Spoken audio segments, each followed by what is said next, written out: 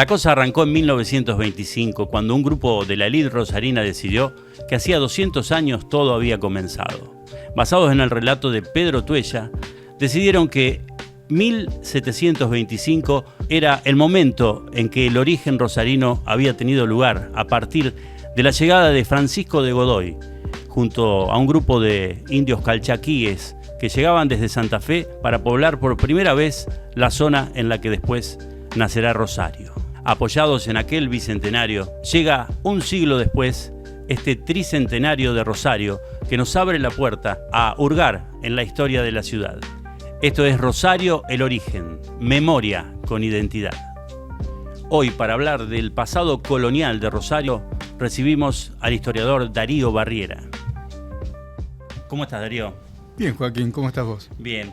La idea es un poco remontarnos a ese pasado que por ahí ha sido visto desde muchos lados y por distintas personas, generando hasta tensión en algunas miradas alrededor de esos orígenes de la ciudad. Bueno, a partir de este tricentenario, como ha sido consagrado, basado en el bicentenario de 1925, queríamos empezar a hurgar en ese trasfondo de la historia rosarina que tiene que ver con sus inicios o su origen, ¿no? Allá por el Pago de los Arroyos. Bueno, sí, efectivamente, como bien dijiste, hay un decreto del actual intendente según el cual este año la ciudad de Rosario festeja su tricentenario. Esto, por supuesto, ha desatado polémicas, pero vamos a aprovechar la oportunidad para conversar sobre los orígenes de la ciudad, que en realidad lo más maravilloso que le puede pasar a un historiador, a un grupo de historiadores, a una historiadora, es que nos inviten a conversar sobre el pasado de nuestra historia, ¿no?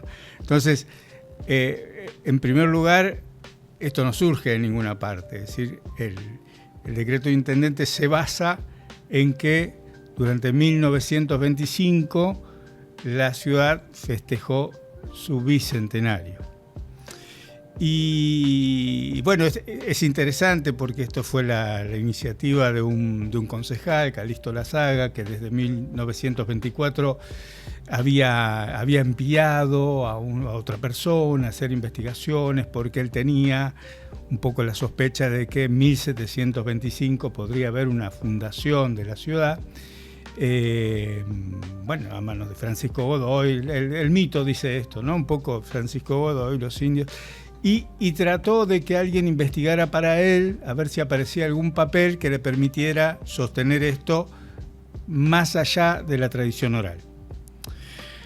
Entonces, bueno, la primera idea era que se festejara el bicentenario el 27 de febrero de 1925, pero como todo empezó tarde, el 27 de febrero le quedó en el pasado. Llega un momento en que cuando consiguen más o menos organizar los festejos, ya el 27 de febrero había pasado, no se podía. Y bueno, caen los festejos en la semana de octubre, que es la Semana de la Virgen, la semana del 7 de octubre. Empiezan antes y terminan después, pero caen en la Semana de la Virgen. Es decir, ¿qué es lo paradójico? Que los festejos que empiezan siendo un poco la búsqueda de un pasado civil, secular, desprendido de la religión, terminan celebrándose en el marco de la semana atado a ese momento contradictorio. Como no podía ser de otra manera en una ciudad que tiene el nombre de una virgen, claro, también, ¿no? Pero lo que es interesante de todo esto, más allá de lo que haya hecho Calixto Lazaga y más allá de la mucha o poca convicción que haya en la discusión sobre los 300 años, es que se puede hablar de una historia de Rosario mucho más profunda, es decir, podemos ir mucho más allá de 1725, mucho más atrás. Y la verdad es que los orígenes de una ciudad como esta, que no tuvo fundador y por lo tanto no tuvo fundación, adquirió el título de ciudad en 1854, adquirió el título de villa en 1823, pero no tuvo ni fundador ni fundación. Ahora, ¿eso quiere decir que no tuvo un pasado colonial? No. No, por supuesto que no. Lo tuvo.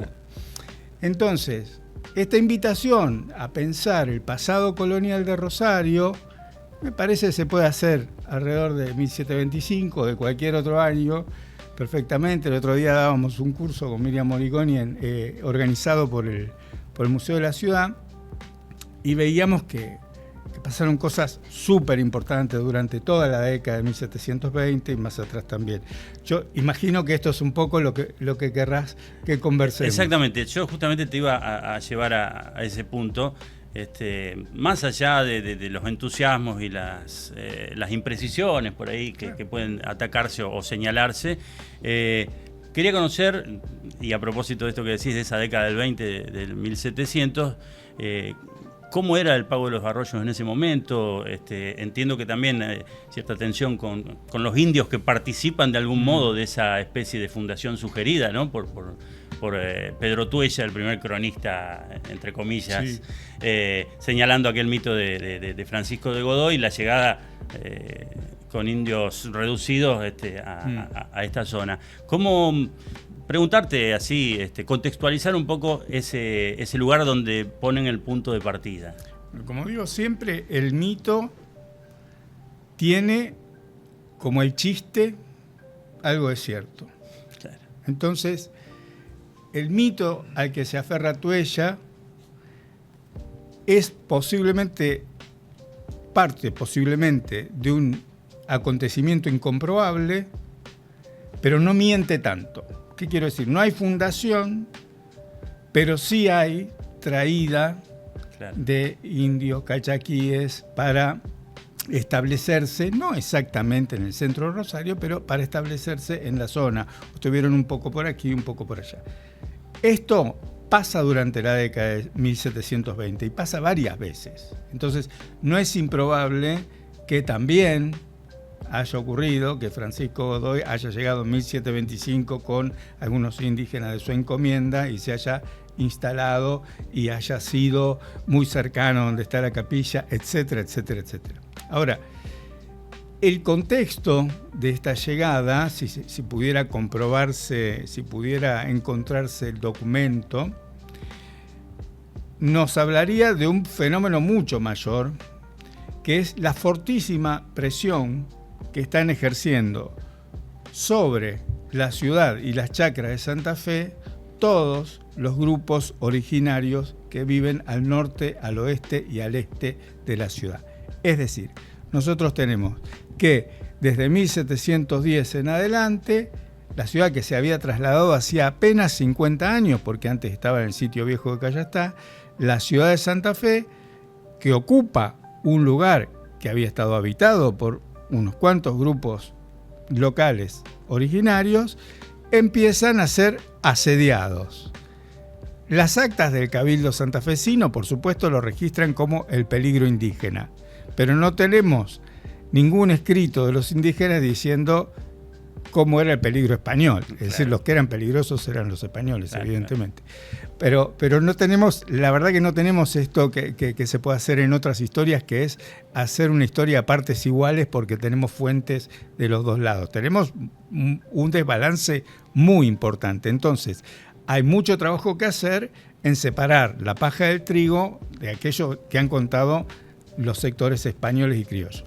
Para redondear la idea del contexto, la década de 1720 arranca decididamente mal para los vecinos santafesinos. Las familias que tenían estancias en el sur se van, dejan la ciudad, tratan de irse a vivir a las estancias. ¿Por qué? Porque no quieren que les roben los ganados, porque no quieren que se las ocupen, no quieren que se las quemen. Pero además de esto, se están yendo otras familias que no tienen tierras. Es decir, la gente está abandonando la ciudad y está eligiendo como destino el sur, primero de Santo Tomé al sur hasta Coronda. Sobre Coronda también hay mucha presión desde el oeste, los Charrúas del este, Punta Gorda, lo que hoy es Diamante, etc. Siguen más al sur. Y bueno, el pago de los arroyos, que es todo lo que se extiende, y ahora vamos a ver a partir de cuándo, ¿no? Pero el Carcarañá del sur empieza a ser una alternativa más o menos atractiva. a modo de maestro Ciruela también, el conocimiento puntual del territorio que abarca el Pago de los Arroyos. Digo, si nos podés contar de dónde hasta dónde existía esa zona en la que esta gente del sur de Santa Fe, inclusive como decías de Coronda, empieza a bajar para llegar al Pago de los Arroyos. ¿Cómo se extendía esa zona? ¿Qué tierras eran? Hay una página de las actas del Cabildo Santafesino que es muy bella, que es de los primeros días de enero de 1725. Nadie refiere a esto, pero es un hecho mucho más importante que todos los otros, en donde se designa un alcalde de la hermandad, una autoridad civil, para los dos pagos, uno para cada uno de los grandes pagos de la ciudad de Santa Fe, es decir, uno para la otra banda y el otro para el Pago de los Arroyos, y es la primera vez que eso se escribe así. No quiere decir que antes no existía el Pago de los Arroyos, pero la primera vez que se escribe y uno irá al Pago de los Arroyos, uno para el Pago de los Arroyos. Ahora, lo curioso es que cuando el hombre, que se llama Francisco de Frías, recibe la designación, va al Cabildo y presenta una notita diciendo que le expliquen hasta dónde llega el alcance de su jurisdicción. Es decir, palabras más fáciles de pescar. ¿De dónde a dónde es eso? Entonces quiere decir que no hay una certeza, no hay una delimitación precisa, no existe todavía lo que hoy llamaríamos una jurisdicción con límites ordinarios. Lo que sí existía era una idea muy concreta de que cruzando el río Carcarañá, todo lo que atravesaba, todos los arroyos que atravesaban ese camino que va de Santa Fe a Buenos Aires, bueno, eso era el Pago de los Arroyos. Hasta ahí la primera cuestión. Esta cuestión pudo ser un poco más precisa gracias a un pleito que hubo por una división de una propiedad en lo que hoy llamaríamos la zona norte de Buenos Aires y sur de Santa Fe. Por ahí te estoy aburriendo. No, porque al contrario, justamente más allá de por ahí apreciaciones que se hacen de límites y de situaciones colocadas posteriormente, esto habla de un desarrollo en ese momento de la jurisdicción, ¿no? Y de un proceso en donde también, intervienen actores políticos y actores que hoy llamaríamos actores privados. Claro. Y no son privados, esos son personas que tienen la propiedad de una tierra, pero que al tener que subdividirla deben dar intervención a las autoridades políticas. Porque en ese momento no había la FIP, no había el ARCA, esto, lo otro, pero tenían que estar presentes unas autoridades políticas, un escribano, un alcalde de la hermandad.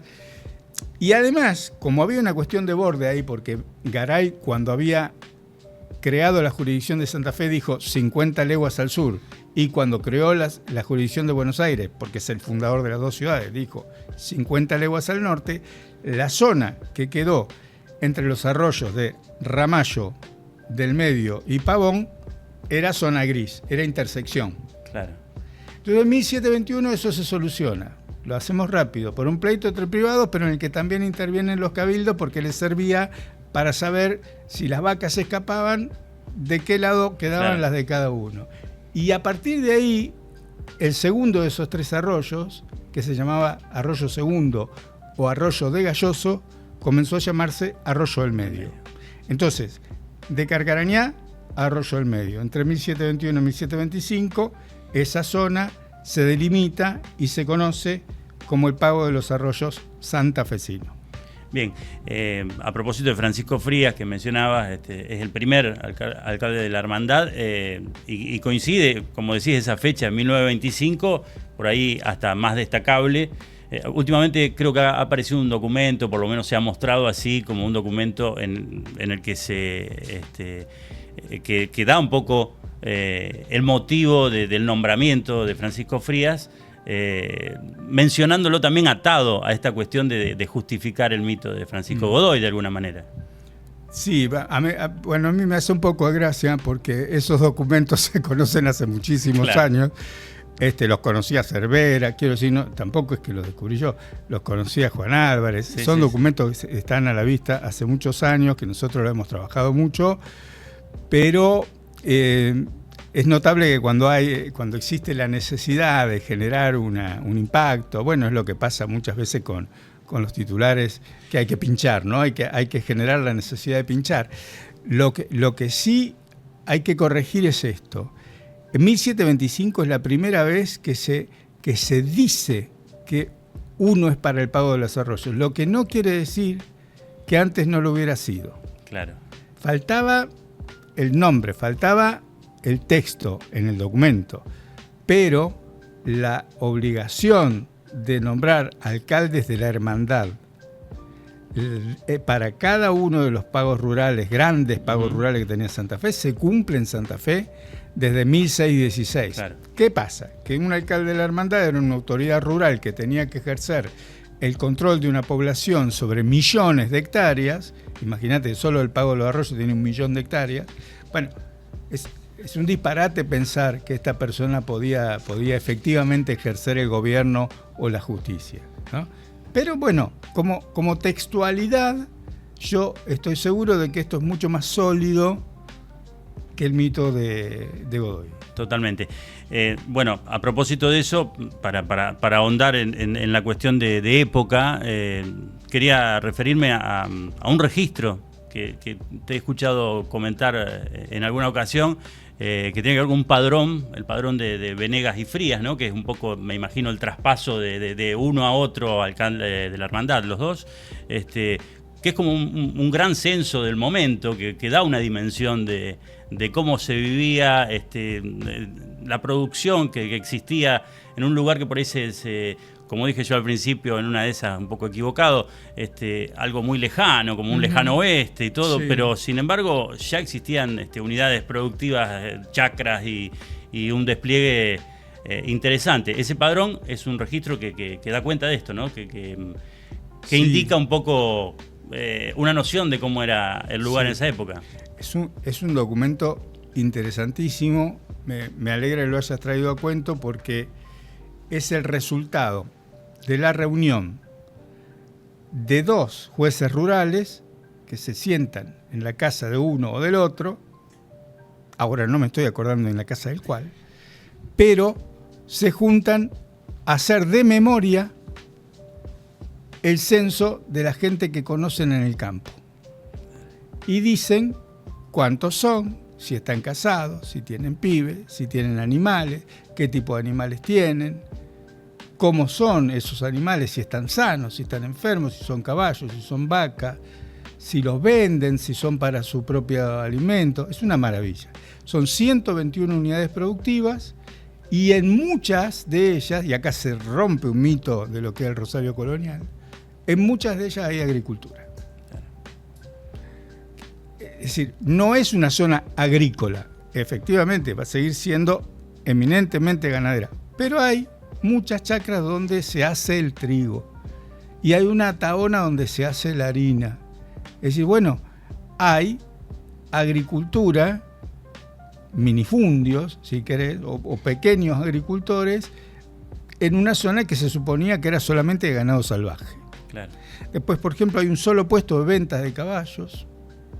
Hay cosas bien interesantes. Es un poco pesado si uno entra en la descripción, pero si uno quiere disfrutar de qué es lo que tenían para contarnos estos hombres que conocían el territorio y que conocían a la gente, uno se puede meter allí y ver de qué manera ellos nos van diciendo, no la localización exacta de cada una de las familias, pero sí te trazan el paisaje social con una claridad diáfana. Bien, yo quería ir intercalando algunas cuestiones que tienen que ver, por supuesto, con lo puntual que nos cuenta la historia, pero también con la reflexión a partir de esto que hablamos de este tricentenario. ¿Qué te parece? ¿Qué es lo positivo? Nosotros dijimos en algún momento en la producción de hacer algo propositivo, ¿no? De demostrar que no todo es crítica, no todo es debate, no todo es tensión, que un poco es lo que estamos acostumbrados a atravesar últimamente, sin hablar de historia, en la historia actual, en lo que va a ser historia más adelante. Este tipo de contrapuntos, hasta con violencia, si se quiere.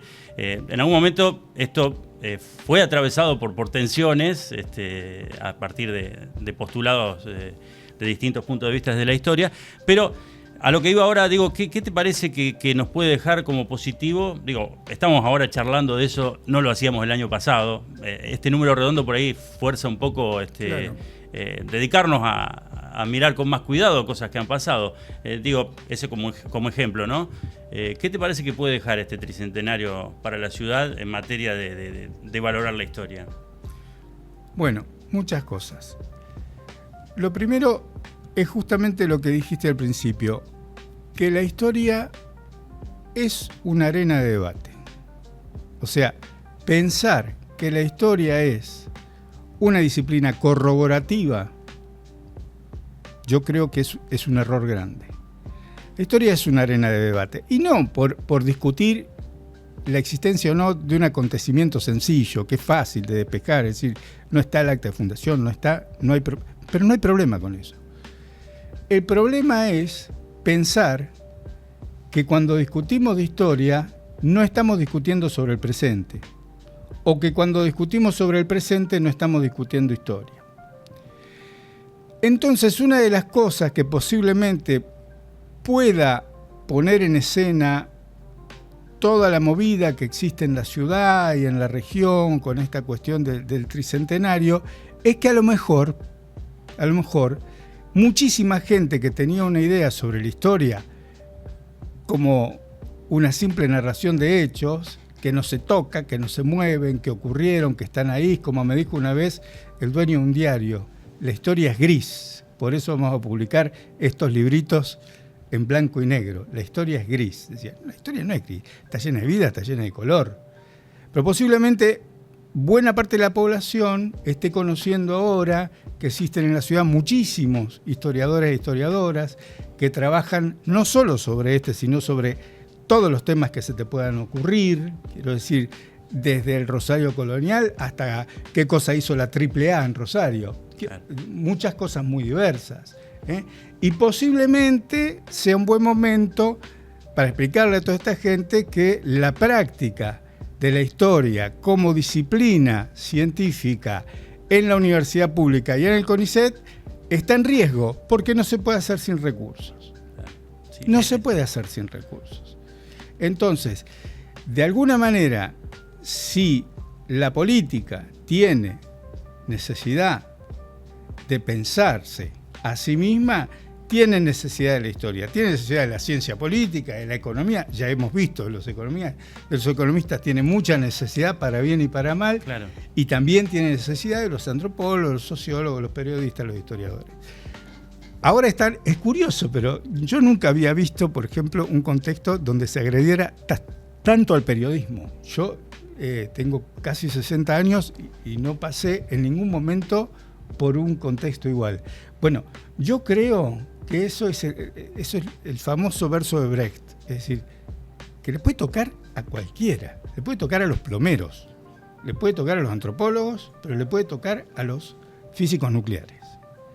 Es decir, esto es muy importante porque hay muchas disciplinas científicas que no son visibilizadas hasta que no pasa algo. Bueno, en el caso del periodismo, que yo creo que también es una disciplina que se practica en la universidad y es algo muy serio y que hay muchísima gente que lo hace de una manera extraordinaria. En el caso de eso estamos viéndolo de esta manera. En el caso de las ciencias sociales está pasando de otra. Pero creo que comunicar con la población cuáles son las cosas que hacemos, de qué manera nosotros, como bien dijiste, sin cuestionar que se haga un festejo, una celebración, decimos, bueno, esta celebración podría basarse en tantas otras cosas, me parece que puede hacer bien a que el resto de la población conozca qué es lo que hacemos. Perfecto. Voy a volver sobre la cuestión también con alguna comparación entre el periodismo y la historia. A propósito que te escuchaba recién, nosotros, a partir de los sucesos rosarinos, los libritos que producimos previamente a este ciclo, una colección de libros que hemos hecho con Rafael Yelpi, a la cabeza y con un grupo, Claudio de Marchi, aprovecho para mencionarlos porque hasta ahora no los mencioné y son parte de esto. Claudio de Marchi, el editor en jefe, y Facundo Vitiello, que es el diseñador, que es un artista que le ha puesto color a la historia, porque en algún momento vamos a mostrar los libritos que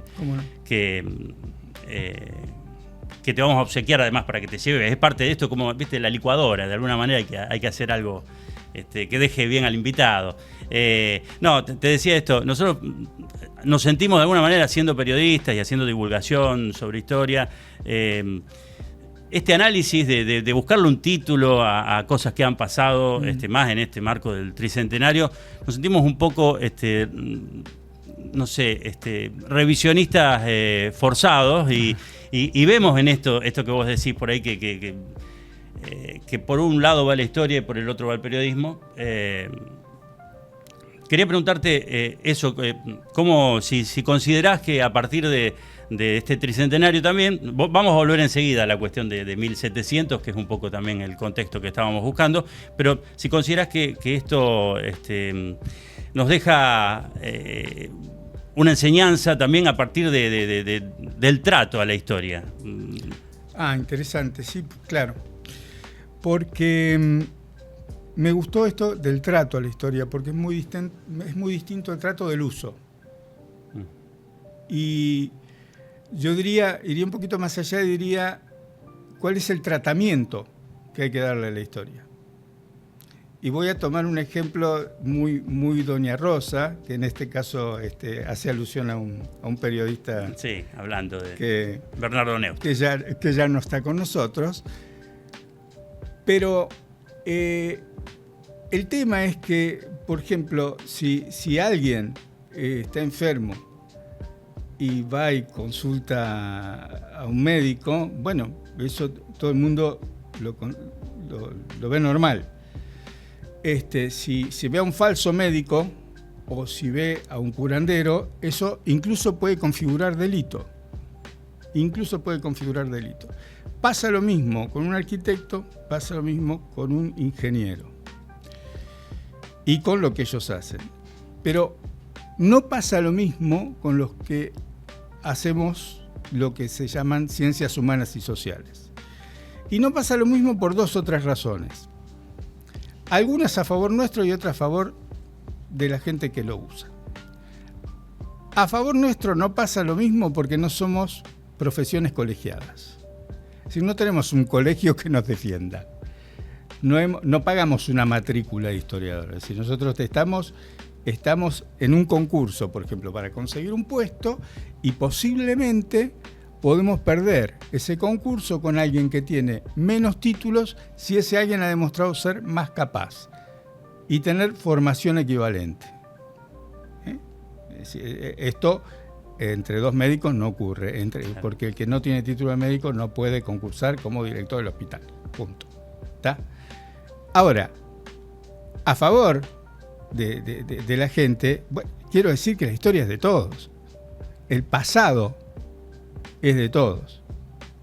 El pasado nos pertenece porque nos habita y nosotros como ciudadanos, como ciudadanas podemos hacer lo que querramos con el pasado. Ahora viene la parte 3, que sería buscar la solución intermedia. Si yo tengo alguna responsabilidad en la comunicación social del pasado, yo tengo que haber tenido en la formación algo parecido a una materia que sea deontología, ética, algo de este tipo. Entonces, ahí sí creo que hay que encontrar el camino para el tratamiento. Es decir, a veces en la escritura de la divulgación, por ejemplo, muchas personas dicen, no citamos a nadie porque en rigor, como esto es para que lo lea Doña Rosa, no podemos demorar, entorpecer el texto. Es que no hay que entorpecer el texto. Si yo leo una buena nota de Joaquín Castellanos, si voy a mi Facebook, ¿y qué hago? Digo, bueno, Joaquín Castellanos en una muy buena nota que publicó esta mañana ha dicho tal cosa. Y eso lo entiende todo el mundo y no entorpece nada. Lo que ocurre muchas veces con algunos divulgadores, es que toman se convencen de que han investigado lo que leyeron. Y hay una diferencia entre leer e investigar. Para investigar hay que leer, pero el tipo de lectura que se hace en la investigación es diferente de la que es una lectura de expolio, digamos. Entonces, yo creo que la incomodidad entre algunos historiadores académicos y algunos periodistas puede provenir de situaciones que han tenido que ver con esto. Pero me parece que al final, y con esto cierro, al final que la historia se divulgue, que el pasado se arremeta, se discuta, que sobre el pasado se putee, que sobre el pasado se analice refinadamente, nos viene bien a todos. Por supuesto. Antes de volver, ya volvemos a 1700 y pico, pero te quería mencionar esto, está plagado uno por leer como una persona inquieta o curiosa por ahí, más allá de cualquier título, encontramos ciertos lugares comunes en los que se incurre en un error y se desparrama ese error. Uh-huh. La historia está plagada de esas cosas, por lo menos la divulgación histórica. Quería preguntarte, hablábamos de ese tratamiento, quería preguntarte qué pensás de eso, de ese tipo de situaciones, ¿no? No sé, por citar algo, casi todos los padres, la burguesía rosarina ha provenido de España, de Italia, y casi todos han trabajado en un almacén, casi todos han sido muy pobres y han generado fortunas. Hay como un discurso bastante lineal que, digo, en este caso, para citar un ejemplo, pero ese tipo de errores que se multiplican, ¿qué pensás de eso? Que digo que también debe ser parte en lo académico, no solamente un vicio de la divulgación. Sí. Bueno, hay una diferencia entre error y aplanamiento o simplificación. Y es bastante sencilla cuál es la posición de cualquier historiador profesional frente a esto. El error hay que rectificarlo, hay que corregirlo. Si no, señor, mire, esto no es así, lo que ocurrió esta otra cosa, y esto que usted dice ocurrió en otro momento o no ocurrió, etc. Pero con la simplificación, con las miradas en disputa que hay sobre Rosario, bueno, yo creo que esos son procesos que llevan más tiempo. Son procesos que llevan más tiempo porque, por ejemplo, durante muchos años, para decirte, desde el retorno a la democracia, mal llamado, digamos, desde que recuperamos la democracia, uh-huh, a finales del 83 hasta hará 10 años atrás, la investigación profesional rosarina mayoritariamente estaba convencida del espíritu laico de Rosario. Rosario como ciudad laica, ciudad que se hizo a sí misma, etc. Bueno, y después algunos colegas que trabajan, por ejemplo, en el CONICET, en el laboratorio de creencias y religiosidades, en el LABREC, José Zanca, Diego Mauro, Miriam Moriconi, cuántos colegas que trabajan sobre temas religiosos.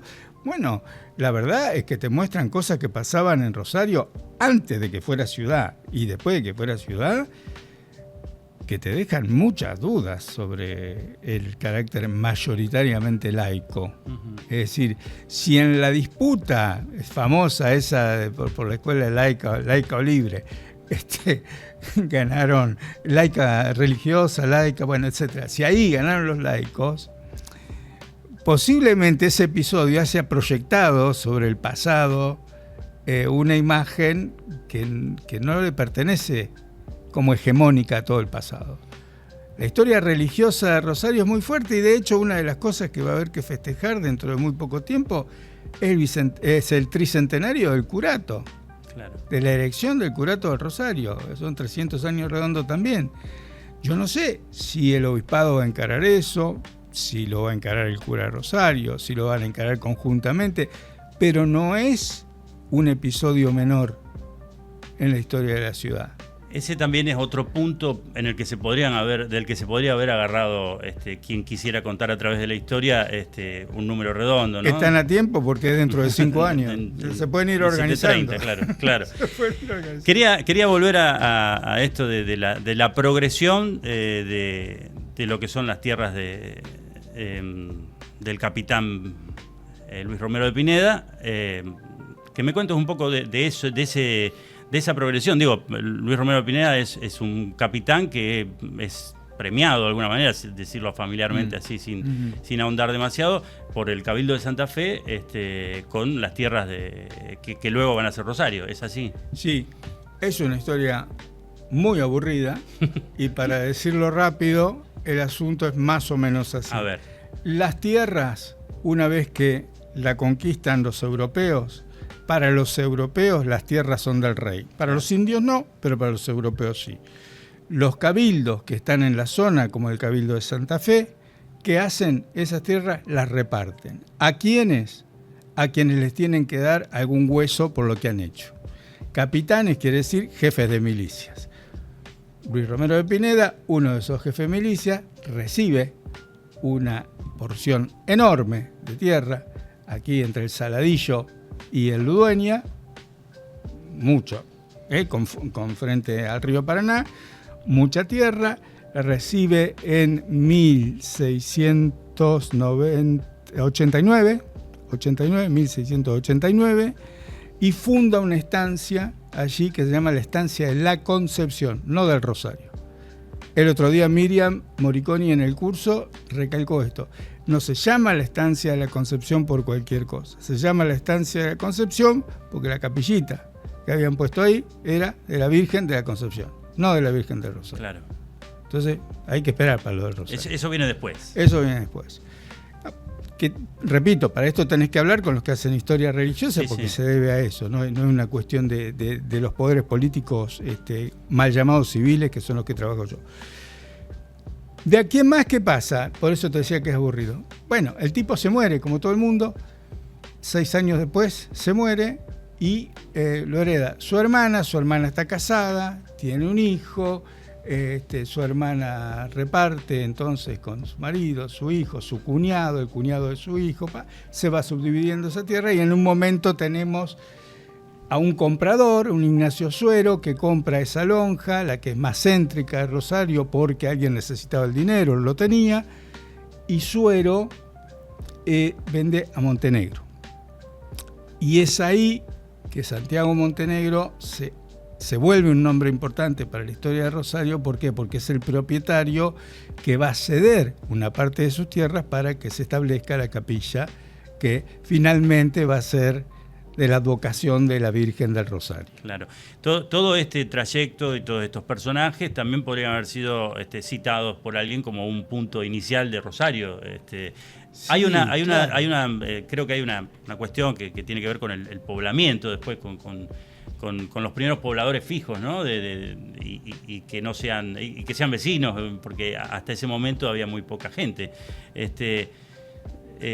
Hay 3 o 4 nombres que se mencionan generalmente que tienen que ver con Domingo Recio, con Recio, que es justamente el yerno, el heredero, uno de los que, claro. Sí. Bueno, pero los primeros nombres que aparecen allí, 3 o 4 nombres que están citados también por Tuella, son para Álvarez, por ejemplo, como una élite de una primera gente. Pero yo te escuché decir en algún lugar que por ahí se puede considerar, o por lo menos tu mirada era que ellos no se consideraban así, o que por lo menos hay otra sensación, que era gente que estaba poniendo el lomo, ¿no? Sí, por eso digo, si el historiador quiere ver una élite, puede hacerlo. Siempre hay alguien que saca la cabecita más arriba que los otros, y la tentación de decir que eso es una élite intermedia, una élite rural, puede ser mucha, depende de la influencia de lo que haya estudiado. Pero sí, estoy completamente seguro que ellos no se percibían de ninguna manera como una élite de nada. Era gente que a duras penas podía sostener el establecimiento que tenía, el establecimiento rural, y esas grandes extensiones de tierra en ese momento, es decir, finales del siglo XVII, comienzo del siglo XVIII, no significan un valor económico elevado. Vos pensá que una estancia tenía en general el valor de la cantidad de cabezas que tenía. Es decir, una estancia que tenía 400 vacas podía valer 400 pesos, de un siglo XVII. Había incluso una correlación que se va modificando con el paso del tiempo. Por supuesto, la tierra comienza a tener un valor cuando se va subdividiendo, pero es un proceso muy de fines del 18 con la intervención de, por ejemplo, un hecho importantísimo, del que en general me olvido hablar, pero es un hecho importantísimo, la expulsión de los jesuitas. Claro. Cuando se expulsa a los jesuitas en 1767, al otro día hay una subasta fenomenal. Empieza una subasta fenomenal de bienes que tarda muchos años y gente que se los quiere aprovechar, pero también empieza una carrera por reemplazarlos en todo lo que hacían, que era ocuparse de la educación, de las primeras letras, de la salud, ocuparse de los indios de los que no se ocupaba nadie.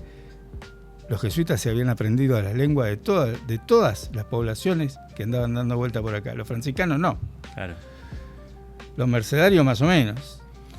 Entonces, en ese momento, el último tercio del siglo XVIII, es dramático nuevamente.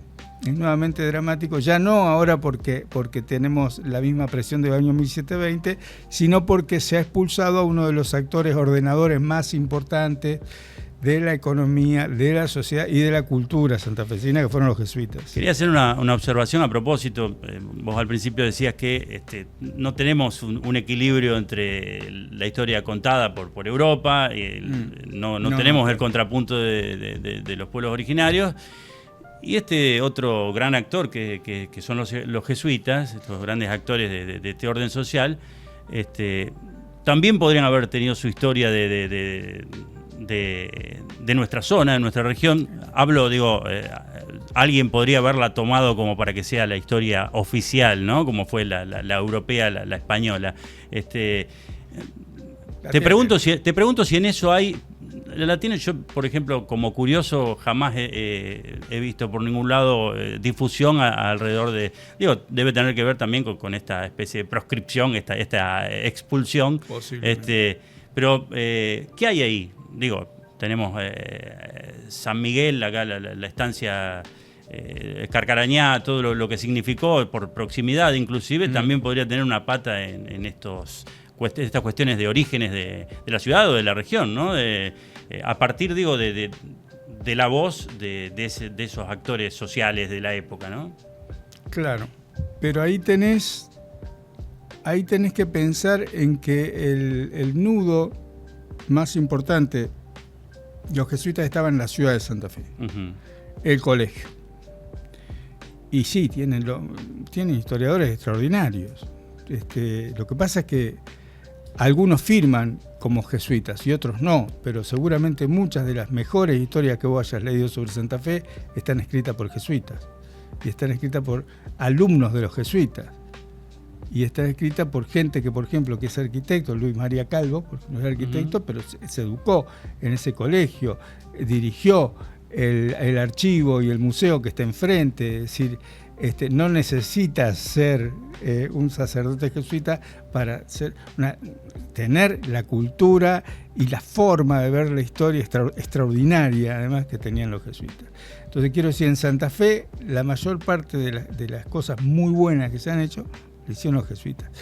Posiblemente no sea una opinión unánime, esta que yo te estoy dando, claro. Pero me parece que sí, podríamos hablar un rato largo de los buenos historiadores jesuitas, de Furlong, que no citaba, que no decía dónde estaban los documentos, porque perdió su cuaderno de citas en un viaje en tren. Podríamos hablar de tantos otros. Pero vos tenés razón cuando decís, fue un actor importante. Fue un actor importante. Lo que pasa es que nosotros estamos tirando de hilos cuyas puntas aparecen, como vos las mencionaste, la mayoría después de la expulsión. Es decir, la idea del rosario del siglo XIX es posterior a la expulsión. Entonces, bueno, yo creo que es una arena también a seguir investigando y a ver, pero por supuesto la estancia del Carcarañal era la más importante de toda esta región. Hay trabajo arqueológico allí, en su momento ha trabajado Juan Nóbiles, si yo no recuerdo mal, Griselda Tarragó de la historia, un montón de gente que ha tratado de rescatar ese pasado. Quería hacer justicia con los primeros vecinos rosarinos que no mencioné correctamente. Juan Gómez Recio, Francisco de Godoy, que es una incógnita, sigue siendo hoy, ¿no? Y Nicolás Martínez, señalados como los primeros pobladores, esto a partir de la relación de Tuella, ¿no? Publicada en 1801 y que es un poco, se puede decir que es el motivador decíamos, debate no es mala palabra, inclusive es un poco el núcleo de la historia. Claro. Entonces, fue un poco el que agitó, ¿no? La cuestión con su mirada. ¿Qué mirada tenés de Tuella? Te pregunto, no está preparado esto, pero digo, tenés formada seguramente alguna idea alrededor de más allá de quién era Tuella, lo que significa para el relato histórico. ¿Quién soy yo para evaluar a semejante personaje? Porque, era una persona, primero era aragonés, vamos a decir algunas cosas que nos ubican, era español, pero no solo español, aragonés, era la única persona de Rosario de comienzo del siglo XIX que recibía el diario, y lo recibía también porque escribía en el diario. Estamos hablando del telégrafo mercantil. Era la única persona que estaba entonces, era el tipo más importante porque era el que tenía la información que llegaba en el telégrafo mercantil, y era muy posible que la gente deseara hablar con él para saber qué es lo que decía el telégrafo. De la misma manera que el cura del Rosario era el tipo más culto porque era el único que había pasado por la universidad. Claro. En ese momento Julián Navarro, 1800, 1810. Bueno, de Tuella, ¿qué más decirte para no esquivar la pregunta? Que fue alcalde, fue autoridad de Rosario, que tenía una preparación pero el recuento que él puede hacer de la población lo puede hacer porque fue alcalde. Entonces tiene una idea de cuántos viven en el pueblo, de cómo son las calles. Él deja un retrato del pueblo del Rosario y se viven casi 900 personas, pero si contamos a los del campo son 5.100. Nos enseña muchas cosas, es decir, ponernos a discutir a Pedro Tuella porque alguna de las cosas que cuenta de 80 años atrás no tenía documentación me parece un poco sonso. Pedro Tuella fue un personaje extraordinario, nos dejó un material inigualable para hablar del Rosario de comienzo del siglo XIX y merece todo nuestro respeto. Ya para cerrar, creo, no sé si estamos ya en hora, en tiempo de haber atravesado esta charla. Yo te agradezco que hayas venido, porque la verdad para mí es un honor que estés con nosotros y que inaugures este patio de conversación. Para cerrar, yo no sé cómo nos verán en 100 años, ¿no? Si habrá un festejo de los 400 años de Rosario, pero lo último para preguntarte acerca de la historia a futuro. Digo, el mundo no tiene demasiado futuro si nos vemos cómo estamos atravesando este presente, pero te pregunto por la historia hoy y por la historia mañana, proyectándonos así a lo que puede llegar a ser jugando, ¿no? En 400, el festejo 400 de Rosario. Me cuesta muchísimo a mí pensar el futuro.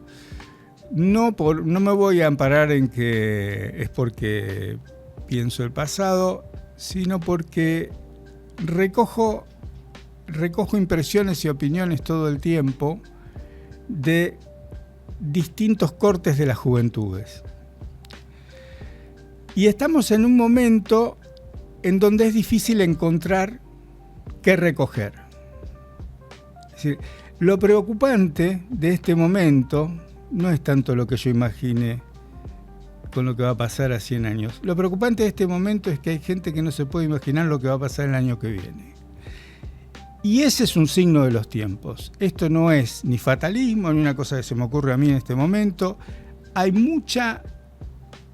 bajado muchísimo lo que los historiadores llamamos, junto con Reinald Koselleck, los horizontes de expectativa.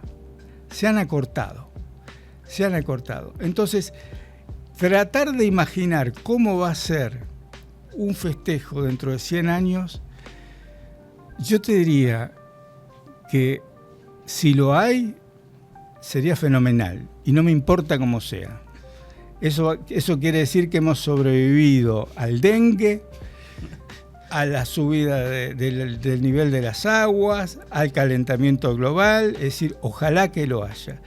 Y que festejen como quieran, y si encuentran esto, que la pasen muy bien. Darío, muchísimas gracias. Gracias. Nos volvemos a encontrar con más charlas alrededor de esta búsqueda de los orígenes de Rosario. Gracias. Chao, hasta luego.